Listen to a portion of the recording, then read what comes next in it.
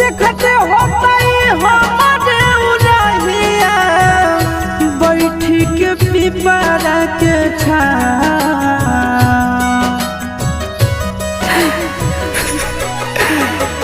देखते होता हमारे उड़हिया बैठी के पिपरा के रुक रुक रुक